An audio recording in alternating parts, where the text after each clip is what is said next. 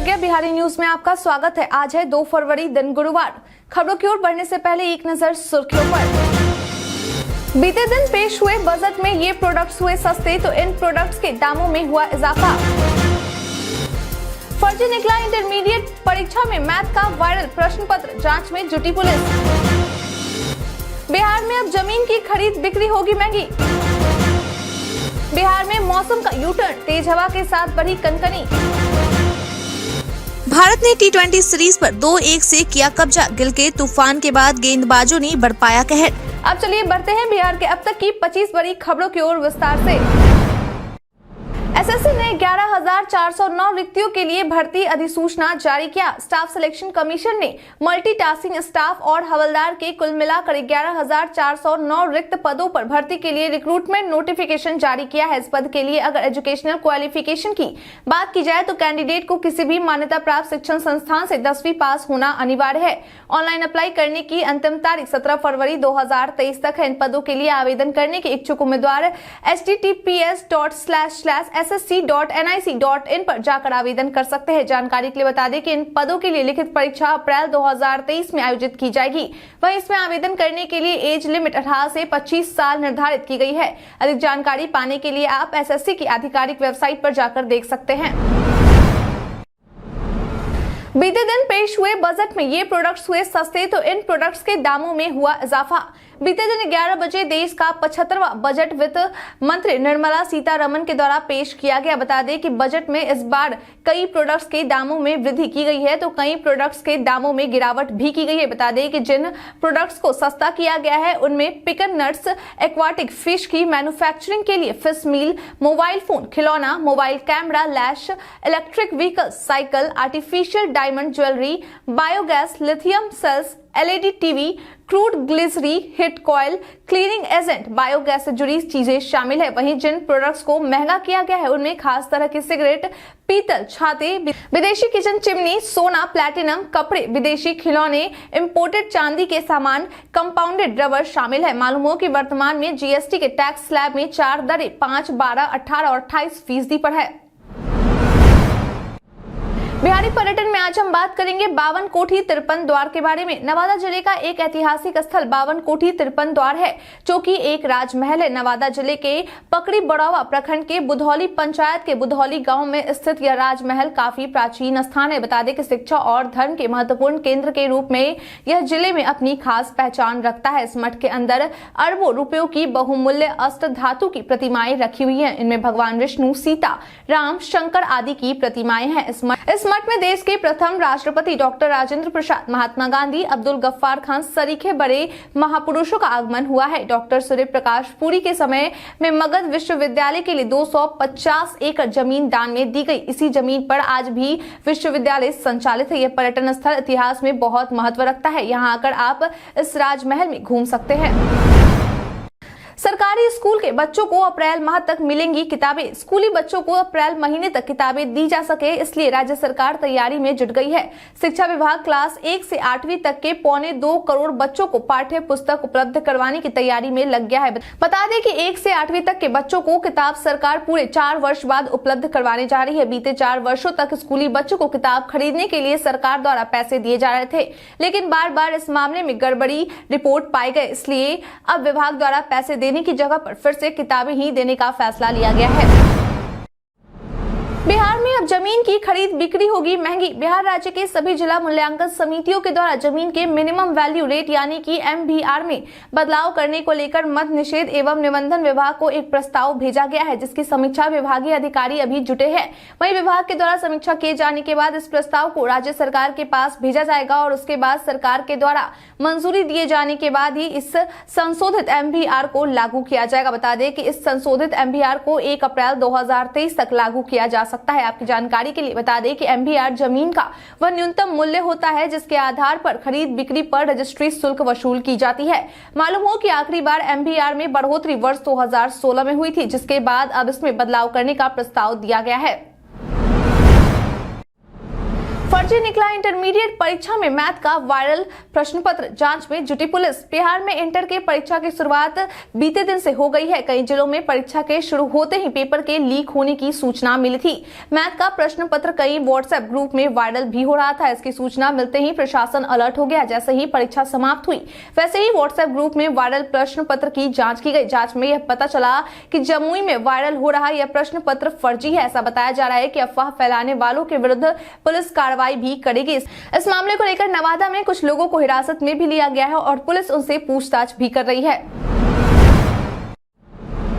बीते दिन समाधान यात्रा के तहत सीएम नीतीश पहुंचे सुपौल। बीते दिन बिहार के मुख्यमंत्री नीतीश कुमार अपनी समाधान यात्रा के तहत सुपौल जिले के मल्हनी ग्राम पंचायत में पहुंचे, जहां उन्होंने हर घर नल का जल एवं मुख्यमंत्री ग्रामीण सोलर स्ट्रीट लाइट योजना आदि का जायजा लिया। इसके साथ ही मुख्यमंत्री ने बिहार स्टूडेंट क्रेडिट कार्ड योजना के लाभुक छात्रों को सर्टिफिकेट प्रदान किया। इसके अलावा उन्होंने जीविका दीदियों द्वारा कृषि आधारित उद्यम के तहत उत्पादित की जा रही एवं निर्मित वस्तुओं से संबंधित लगाई गई प्रदर्शनी का अवलोकन किया और कहा कि हमारी यही इच्छा है कि देश की हर थाली में बिहार का एक व्यंजन हो। इसके साथ ही निरीक्षण के क्रम में उन्होंने अधिकारियों को निर्देश भी दिए। वहीं मुख्यमंत्री अति पिछड़ा वर्ग उद्यम योजना के अंतर्गत वित्त प्रदत्त इकाई सोफी आटा, सत्तू एवं बेसन उद्योग का मुख्यमंत्री ने फीता काट कर उद्घाटन किया।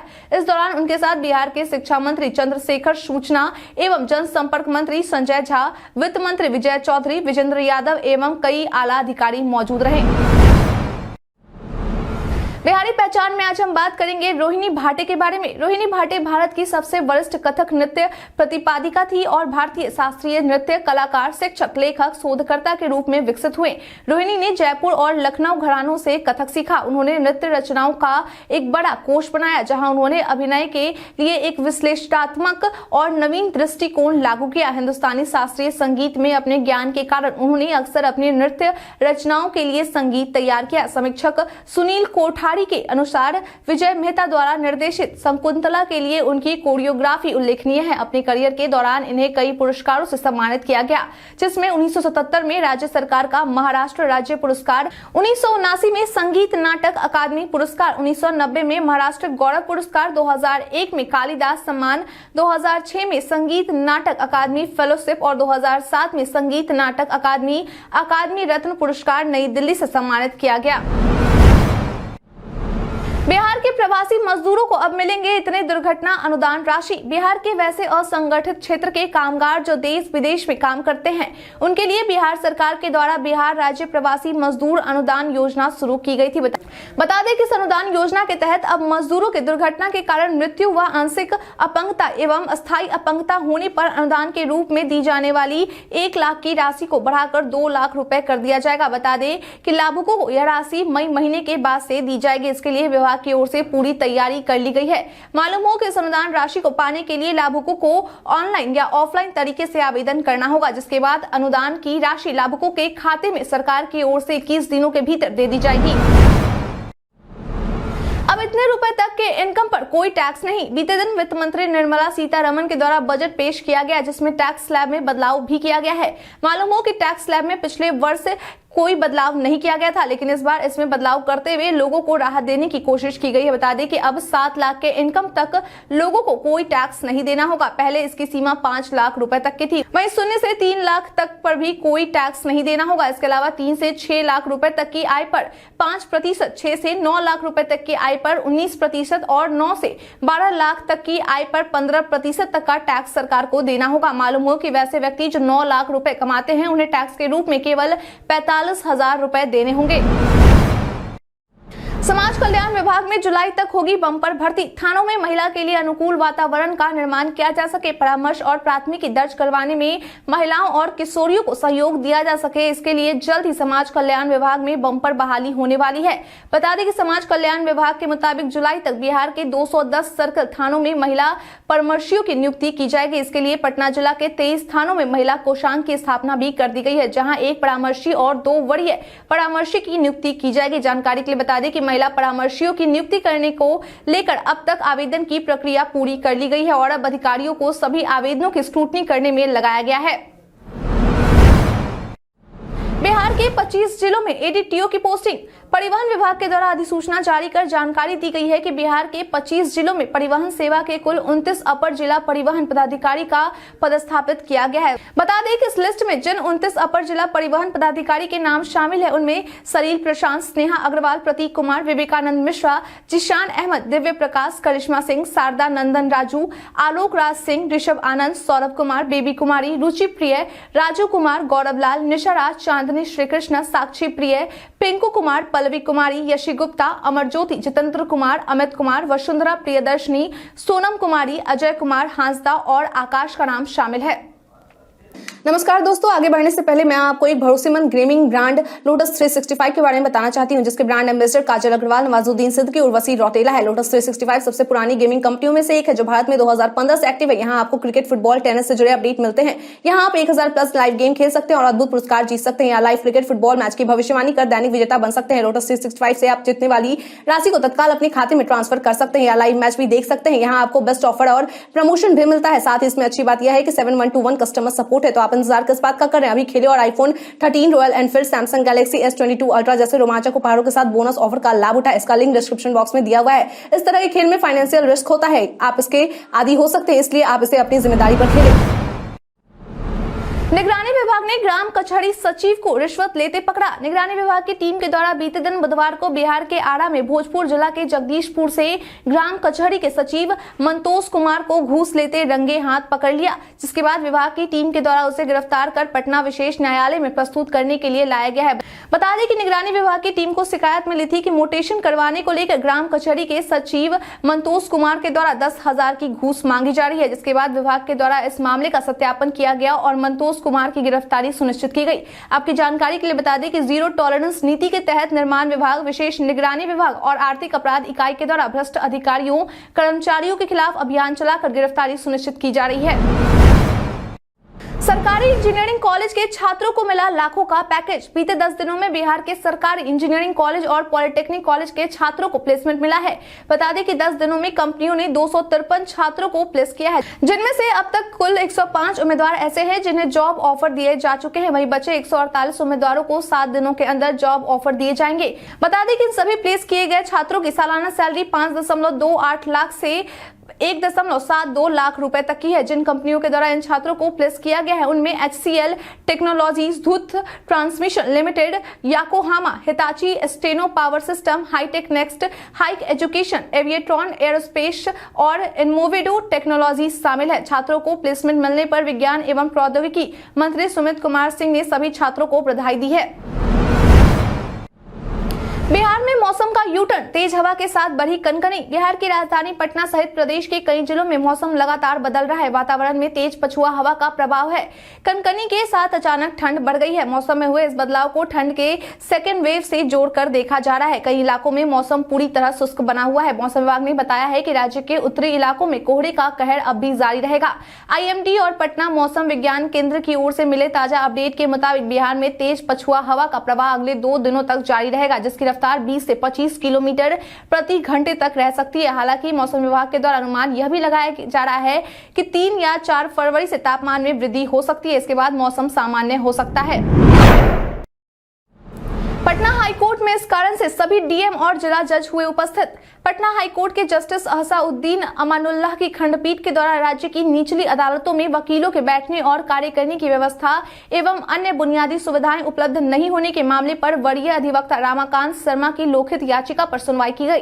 बता दें कि इस दौरान राज्य के सभी जिलों के DM और जिला जज ऑनलाइन तरीके से उपस्थित रहे। उन्होंने कोर्ट को भवनों के लिए भूमि अधिग्रहण और निर्माण के संबंध में प्रगति रिपोर्ट पेश करते हुए कहा गया कि निर्माण कार्य अच्छी तरीके से चल रही है, लेकिन कहीं कहीं कठिनाइयां भी आ रही है। जिसके बाद कोर्ट के द्वारा यह निर्देश दिया गया है कि इस संबंध से जुड़ी पूरी जानकारी अगली सुनवाई में पेश की जाए। बता दें कि इस मामले पर अगली सुनवाई 7 फरवरी 2023 को की जाएगी।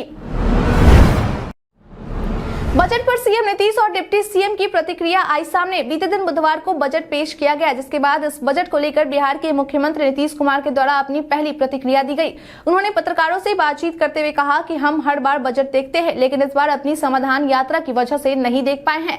जब हम यहाँ से लौटेंगे तो एक एक चीज को देखेंगे। उन्होंने कहा कि चाहे जिसकी भी सरकार हो, हम हर बार बजट सुनते और देखते हैं। पिछले साल भी पूरा बजट सुना था। हम लोगों को तो जितना कहना था मीटिंग में जाकर कह चुके हैं। वहीं उप मुख्यमंत्री तेजस्वी यादव ने इस पर अपनी प्रतिक्रिया देते हुए कहा कि 2014 में केंद्र की भाजपा सरकार ने यह कहा था कि 2022 में किसानों की आय दोगुनी करेंगे, सबको आवास देंगे और 80 करोड़ लोगों को रोजगार देने का सपना भी दिखाया था, लेकिन इन्होंने कुछ भी पूरा नहीं किया है। बीजेपी को 100% सांसद देने वाले बिहार को भाजपाइयों ने इस बजट में रेलवे को क्या मिला है यह भी पता नहीं चल सका है। डिप्टी सीएम के बजट वाले बयान पर विजय सिन्हा हमलावर। बिहार के उप मुख्यमंत्री तेजस्वी यादव के द्वारा बजट के ऊपर दिए गए बयान को लेकर बीजेपी नेता विजय सिन्हा ने अपनी प्रतिक्रिया दी है। उन्होंने कहा कि केंद्र सरकार के द्वारा जो बजट पेश किया गया है वह हर तबके के लिए फायदेमंद है। हम लोगों को जैसी उम्मीद थी और जिसकी जरूरत थी वैसी ही बजट पेश की गई है। तेजस्वी यादव खुद पैसे कमाने और मलाई खाने वाले विभाग की जिम्मेदारी संभाल रहे हैं। उन्हें कोई फर्क नहीं पड़ता है कि इस बजट में बिहारियों को कितना फायदा मिला है या नहीं मिला है। वह सिर्फ 5 विभाग रखकर यह देख रहे हैं कि किस विभाग में कितना माल आया है और हमारा कितना कमीशन बनता है। उन्होंने कहा कि प्रधानमंत्री देश को डायरेक्ट फायदा देने वाला बजट लेकर आए हैं। डिप्टी सीएम ने बीजेपी और आरएसएस पर बोला हमला। बीते दिन यानी कि बुधवार को जगदेव प्रसाद की जयंती पर उप मुख्यमंत्री तेजस्वी यादव ने बीजेपी और आरएसएस पर हमला बोलते हुए कहा कि जो लोग हमारे बच्चे को हिंदी और संस्कृत में पढ़ने का ज्ञान देते हैं वे खुद अपने बच्चों को अंग्रेजी स्कूल में पढ़ा रहे हैं।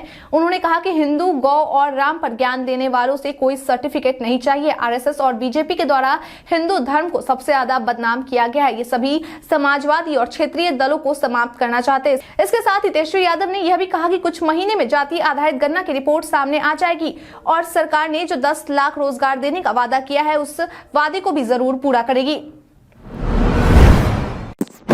भारत ने टी20 सीरीज पर 2-1 से किया कब्जा। गिल के तूफान के बाद गेंदबाजों ने बरपाया कहर। हार्दिक पांड्या की अगुवाई वाली टीम इंडिया ने न्यूजीलैंड को तीसरे टी20 मुकाबले में 168 रनों से हराकर टी20 सीरीज 2-1 से अपने नाम कर ली। मैच के हीरो रहे ओपनर शुभमन गिल, जिन्होंने 63 गेंदों में नाबाद 126 रनों की पारी खेली। गिल के तूफानी शतक के बदौलत भारत ने निर्धारित 20 ओवर में 4 विकेट खोकर 234 रनों का विशाल स्कोर खड़ा किया था। विशाल लक्ष्य का पीछा करने उतरी मेहमान टीम कहीं भी सहज नजर नहीं आई। न्यूजीलैंड के टॉप 4 बल्लेबाज तो दहाई का आंकड़ा भी नहीं छू सके। वहीं गेंदबाजी में अर्शदीप सिंह और हार्दिक पांड्या ने कीवी टीम की कमर तोड़ दी। पूरी कीवी टीम 12.1 ओवर में सिर्फ 66 रनों पर ढेर हो गई। भारत ने 168 रनों से मुकाबले को जीतकर टी20 सीरीज शानदार अंदाज में अपने नाम कर लिया। शुभमन गिल को उनके शानदार शतकीय पारी के लिए प्लेयर ऑफ द मैच चुना गया। भारत के इतिहास में आज की तारीख है बेहद खास। भारत में गोवा, दमन और दीव के पास पुर्तगाल व तुर्की के बीच 1509 में युद्ध हुआ। देश में प्रशासनिक सुधारों के लिए 2 फरवरी साल 1844 में पिट्स नियामक अधिनियम को लागू किया गया। प्रेस ट्रस्ट ऑफ इंडिया की स्थापना 2 फरवरी साल 1949 को की गई। भारत ने 1952 में मद्रास में पहला टेस्ट क्रिकेट जीता।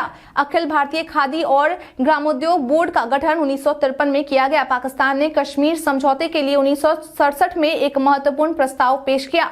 महात्मा गांधी नरेगा अधिनियम 2 फरवरी साल 2006 से 200 जिलों में अधिसूचित किया गया था। भारत की एक प्रख्यात गांधीवादी स्वतंत्रता सेनानी और एक सामाजिक कार्यकर्ता राजकुमारी अमृत कौर का जन्म 1889 में हुआ। दक्षिण भारत में हिंदी प्रचार आंदोलन के संगठक मुटुरी सत्यनारायण का जन्म 1902 में हुआ। आज ही के दिन को वर्ल्ड वेटलैंड्स डे और वन अग्नि सुरक्षा दिवस मनाया जाता है।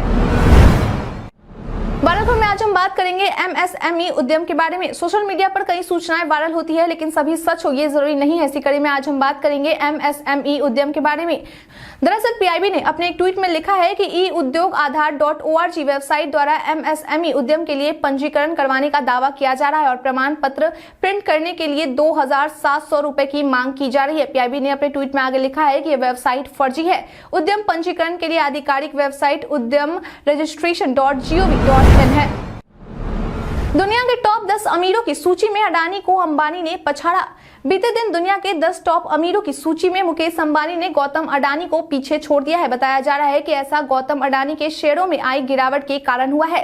इस गिरावट से अडानी को नेटवर्थ कम होकर 83.9 अरब डॉलर हो गई है। वहीं अगर मुकेश अंबानी की बात करें तो अब अंबानी का नेटवर्थ 84.3 अरब डॉलर हो गया और इसी के साथ अडानी को अंबानी ने पीछे छोड़ दिया है। बता दें कि अडानी फोर्ब्स की लिस्ट में 10वें नंबर पर पहुंच गई है, जबकि इस लिस्ट में अंबानी 9वें स्थान पर है। वहीं इससे पहले अडानी को पिछले 24 घंटे के अंदर 10 अरब डॉलर का नुकसान भी हुआ था और इसी के साथ अडानी 24 घंटे में सबसे ज्यादा नुकसान में पहुंचने वाले अरबपतियों की लिस्ट में भी शामिल हो गए हैं।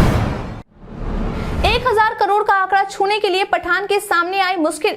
बॉलीवुड के किंग शाहरुख खान की फिल्म पठान अपने रिलीज होने के पहले दिन से ही ताबड़तोड़ कमाई कर रही है। मालूम हो कि फिल्म ने पहले दिन इंडियन बॉक्स ऑफिस पर 55 करोड़ रुपए की कमाई की थी और अब तक वर्ल्ड वाइड में 600 करोड़ रुपए का आंकड़ा पार कर चुकी है। वहीं अब इस फिल्म से और इजाफा कमाया जा सके, इसके लिए थिएटर्स में फिल्म पठान का टिकट सस्ता कर दिया गया है, जिसके बाद फिल्म के सामने यह दिक्कत आ रही है कि टिकट का दाम कम होने के बाद फिल्म 1000 करोड़ रुपए का आंकड़ा पार कर भी पाएगी या नहीं। बता दें कि मीडिया रिपोर्ट्स के अनुसार फिल्म के टिकट के दाम को 25% तक घटा दिया गया है। इसके साथ ही यह पहली फिल्म बन गई है जो रिलीज होने के 5 दिन बाद ही टिकट के दाम को कम कर दी गई है।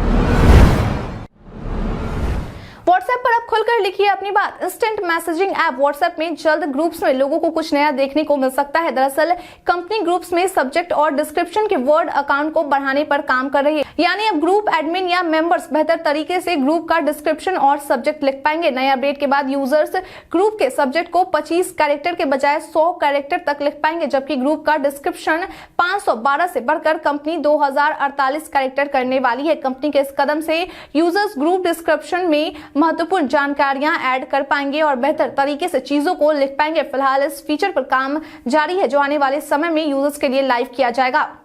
बीते दिन हमारे द्वारा पूछे गए सवाल का आप लोगों में से बहुत लोगों ने अपना जवाब हमें हमारे कमेंट सेक्शन में लिख कर दिया था। जिन्होंने हमारे द्वारा पूछे गए सवाल का जवाब दिया है उनके नाम है रवि रंजन कुशवाहा, अजीमा फिरदौस, रूपेश कुमार, कुश कुमार यादव, मृत्युंजय कुमार, विपिन वर्मा, उमेश ऋषिदेव, रंजीत मिश्रा, पंकज कुमार दास, श्वेता रॉय, सदुल्लाह पल्लवी, कुमारी संजना, पंकज कुमार, शंकर मुखिया, कविता कुमारी। इसके साथ ही बढ़ते हैं आज के सवाल की ओर। आज का सवाल है, बीते दिन पेश की गई बजट 2023-24 से आप कितने संतुष्ट हैं? आप अपना जवाब हमें हमारे कमेंट सेक्शन में लिखकर जरूर बताएं। आज के लिए इतना ही। बिहार के तमाम खबरों के साथ बने रहने के लिए देखते रहे बिहारी न्यूज और साथ ही अगर आप यूट्यूब से देख रहे हो चैनल को सब्सक्राइब करना और अगर आप फेसबुक से देख रहे हैं तो